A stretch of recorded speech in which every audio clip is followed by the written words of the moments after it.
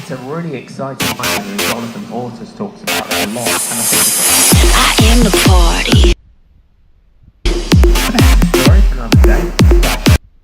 I am the party.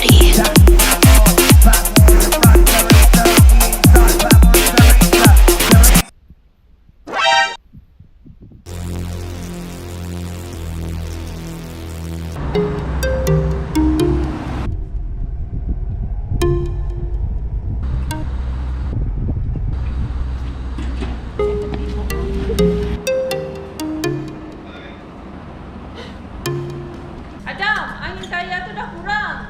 Okey lagi ni, Mak.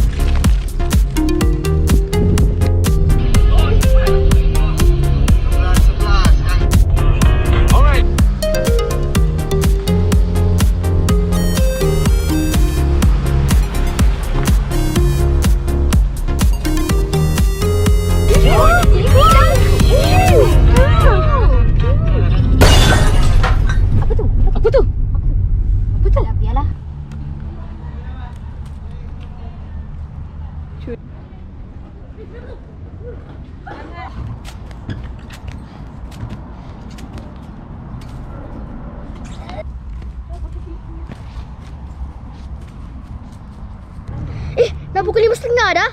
Mana Adam ni? Tak muncul-muncul lagi.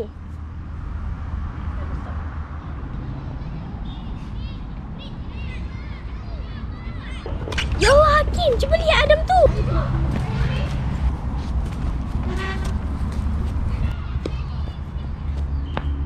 Astaghfirullah. Adam, apa dah jadi ni? Kau okey ke tak? Maafkan aku ya sebab buat korang tertunggu-tunggu.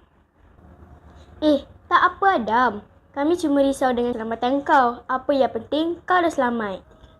Lain kali, sebelum menunggang basikal, kita kena pastikan basikal kita dalam keadaan baik dan selamat. Semoga kejadian begini tidak berlaku lagi. Ini juga peringatan untuk kita bersama.